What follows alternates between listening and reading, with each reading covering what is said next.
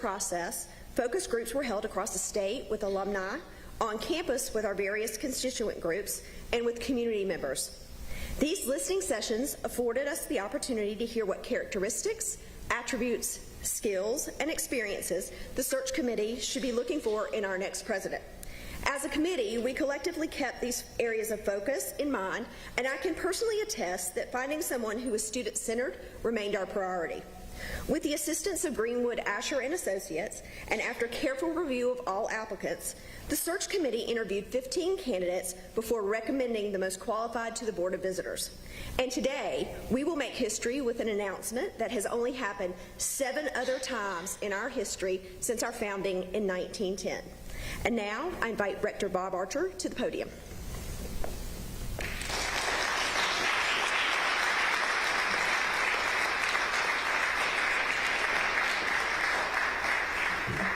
Thank you, Susan. Good afternoon. This is a very exciting day as we officially introduce the 8th president of Radford University after an extensive national search and process assisted by our search firm, Greenwood Asher. Any change in leadership at a major institution of higher education is never easy and brings with it a measure of angst and concern by all involved. Though I would suggest that such reactions are normal and actually facilitate best efforts by all in a search for a new leader. On behalf of the Board of Visitors, I want to thank all of our stakeholder groups and individuals who have worked so hard in reaching our goal of attracting the very best leader possible to lead Radford University into the future. I believe that goal has been accomplished with this announcement today. Though the list is lengthy, I do want to take a few minutes to thank all that played an important role in making this search process so successful. Significant time and energy has been devoted, and I've been amazed at how well all involved worked together in making today a reality. To begin with, thanks so much to Betty Asher and Julie Holly with Greenwood Asher for their professional guidance and tireless work on our behalf. Thanks go to Deborah Love with Attorney General's Office for her wise counsel and assistance throughout this entire process. To Susan Johnson and Jay Brown and the entire search committee, we cannot thank you enough for your hours of hard work and the many meetings it has required to provide us with the very best candidates possible. Thanks to each of you. I would also like to thank Lisa Throckmorton for her leadership in agreeing to take on the important role as chair of our Transition Planning Committee. Your committee's work is critical in assisting the new president in their family transition into the extended Radford University community. Let me also mention the important role that our Radford University Foundation plays in such a search of this magnitude. We simply could not attract the many quality candidates for consideration without their understanding and support. Their role in this effort is greatly appreciated. A special thanks goes to Karen Castile for her significant contribution while serving as administrative assistant to both the search committee and the transition planning committee. We could not have done this without her advice and support. Thank you, Karen. I also would like to thank our entire Board of Visitors. Their focus and untiring support during this entire process has been exemplary and has made my job easier. At no time did any member say no when asked to assist in the search. Again, thanks to each of you. And I would be remiss if I did not give a heartfelt thanks to our interim president, Lynn Lapre. Any leadership transition is difficult, as we know. In addition to the tremendous effort required to conduct a search for our next president, the daily operation of Radford University continues. I can attest to the fact that we have not missed a beat under President Lapre's leadership, and I am confident that this will be the case until July 1st of next year. President Lapre has continued to move the university's agenda forward while also attending to the many day-to-day surprises, and there usually are some, that all university presidents must deal with. President Lapre, the Board of Visitors sincerely appreciate your efforts on our behalf. Thank you so much.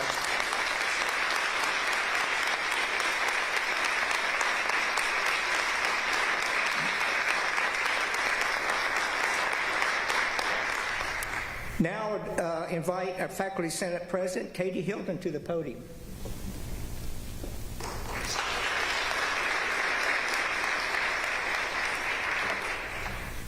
Today is an exciting day for our Radford community, and I'll start by just thanking Rector Archer and the chairs of the search committee, Dr. Susan Johnston and Jay Brown, for including faculty and staff on the search. Personally, I'd like to note that the Board of Visitors included me as Faculty Senate President from start to finish in this process, including the final interviews that were earlier this week. I think this demonstrates the clear value that the board places on the faculty's perspective, and that is noted and appreciated. Today, we welcome our next president, who shares our Highlander values. First and most importantly, this person is student-centered. In fact, helping students graduate was the catalyst for his transition into administration. At every step in the interview process, our next president demonstrated concrete examples of how he incorporates principles of transparency and shared governance around resource allocation in the curriculum. He has consistently demonstrated actionable commitment to diversity, equity, and inclusion that has made a difference. The committee was so impressed by his innovative ideas that I know will help Radford grow into the future, and his in-depth, contextualized vision just simply blew us all away. And lastly, we heard from faculty that Radford needs someone with a strong academic background as our next president, and I am proud to say we have certainly accomplished that. In a former life, our new president started out as a boy who loved Jacques Cousteau. He eventually became a biology professor whose research took him around the world and led him to meet his lovely partner. I'll leave the next steps of his journey to Rector Archer to share with us. And I'll just close by saying that this is a day full of possibility for Radford University. And as I told our next president, I look forward to all that we can accomplish together for the good of Radford University students and our community. Thank you.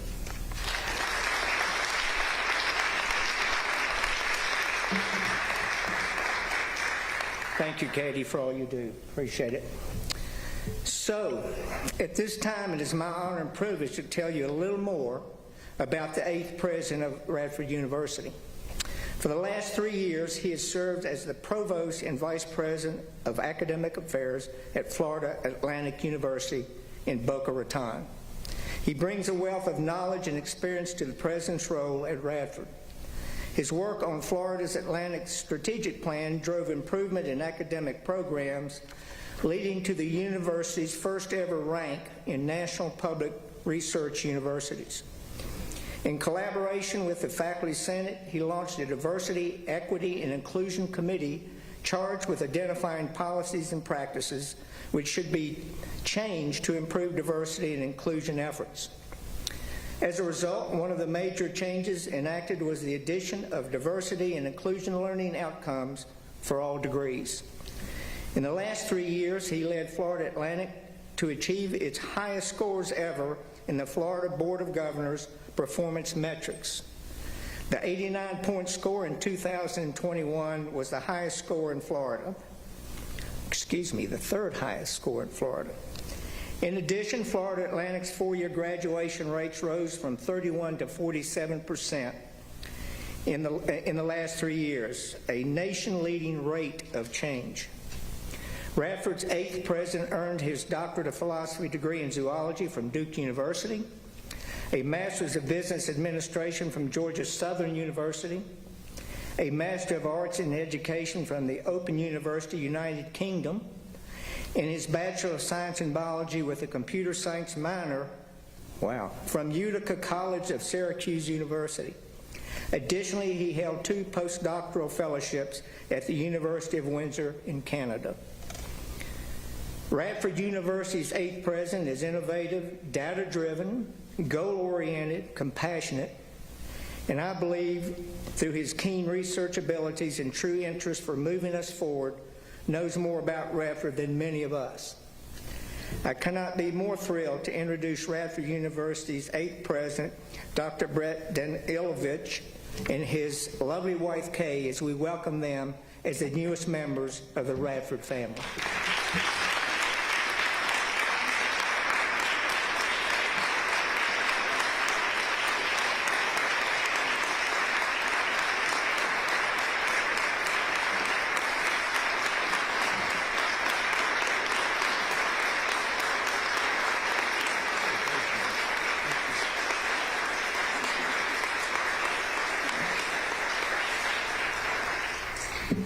Well, thank you, Rector Archer and Dr. Hilden, for your very kind words.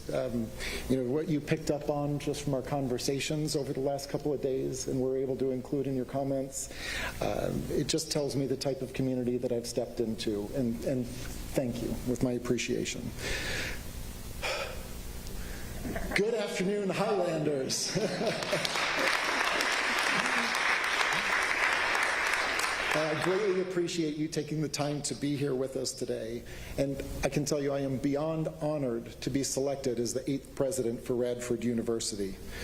Radford is such a strong, high-value institution for the Commonwealth of Virginia.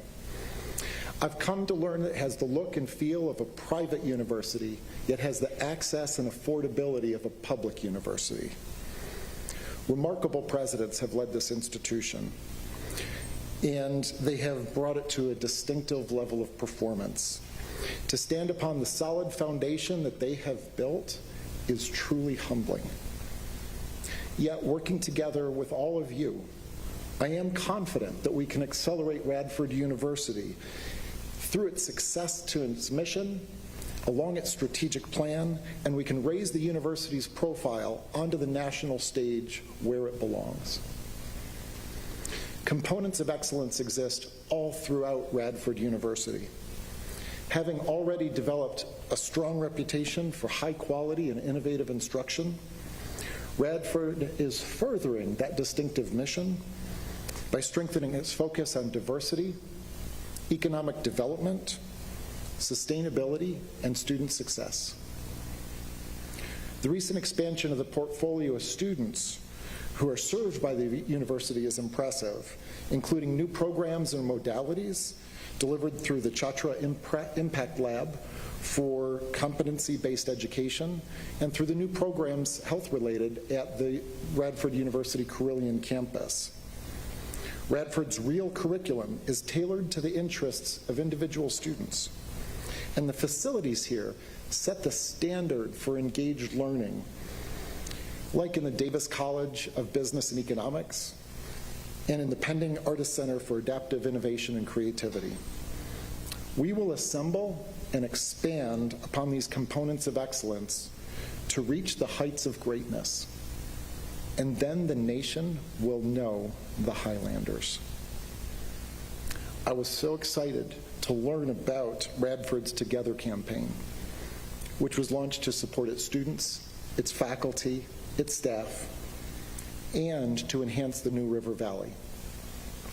Together is approaching its $100 million goal, and I'm determined to push well beyond that $100 million goal in 2023. These investments touch every single aspect of our community. Students are the central focus here at Radford and of this campaign. And together, we must ensure that students who want to be Highlanders are not hindered by financial circumstances. Together, with our alumni and our alumni chapters, we need to pay it forward to provide opportunity for these eager minds and provide them with the quality university education that they so rightfully deserve. Now, rather than going into strategic plans and initiatives, my main goal here is for you to get to know me a little bit, along with my wife.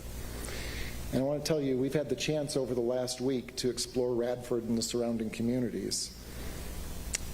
Since we were supposed to be undercover, it was a rare opportunity for me not to wear a tie. And if you happen to see somebody that looked like me not wearing a tie, and had not shaved, that was not me. In our incognito travels throughout the communities, we met a lot of people. At the Bedlam Manor Farm, we met Kim, who happened to be the head coach of the Radford equestrian team. We met Raul, one of the owners of El Charro, and we met and had a long conversation with Eric, one of the owners of the Radford Coffee Company. These are just examples of the many people that we met, but what I can tell you is everyone we met was welcoming, they were engaging, and they were kind. These were the examples of people that we met who also clearly loved the New River Valley. Through those meetings and conversations, what we learned is that we had found our family and our new home. You're probably wondering what to call me. You may have passed out note cards of how to pronounce my name. To say Radford, that's easy. Highlander, not so bad. Danilovich, well, I get it wrong sometimes, okay? I don't want our last name to be a barrier into or create an awkward conversation for us. So I would encourage you, if you're willing to do so, to call me Brett. And if Brett is uncomfortable, because sometimes that's a little too casual for people, you are welcome to call me President Brett. Now, my name is spelled with one T, so hopefully Brett is the only four-letter word you will ever have to call me.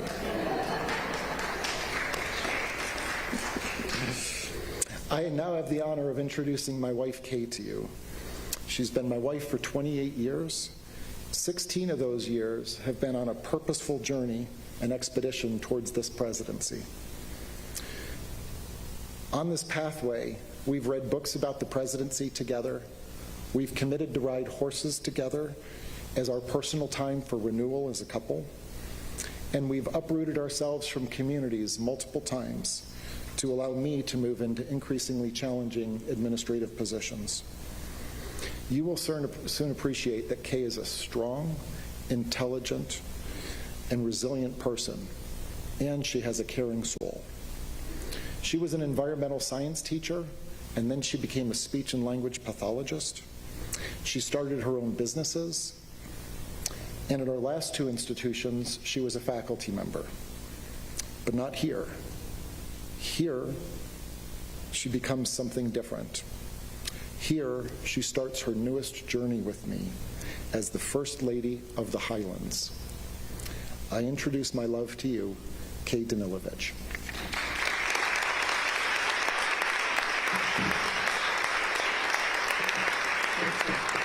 Thank you very much. So, I don't have as much pizzazz or public speaking experience as my husband, so please bear with me. Following my husband's example, please call me Kay. You won't even get to call me a four-letter word. I would like to express my appreciation for the opportunity to be involved in the future of Radford University. By learning about the faculty and visiting its classrooms and amenities, it's obvious that our university is an excellent place for higher education, and we cannot wait to join you in July. I see my role as facilitating connections throughout our community and growing the university's culture of caring.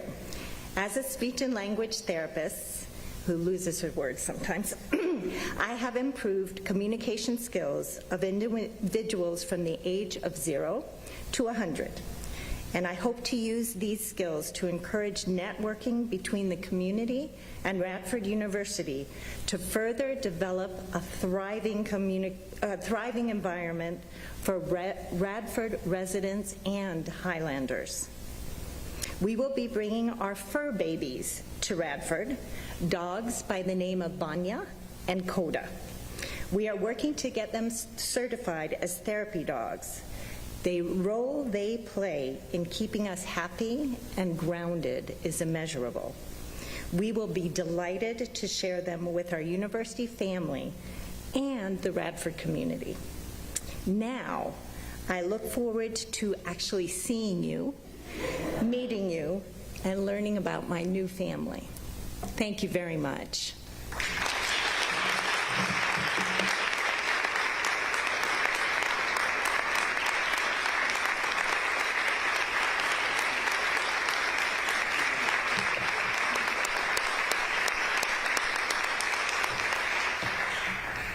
Okay, President Brett and Kay, we all look forward to working with you. Thank you so much. Appreciate it. Thanks to you all. Glad you all were here. We will reconvene in the atrium for a reception. So thanks for being here.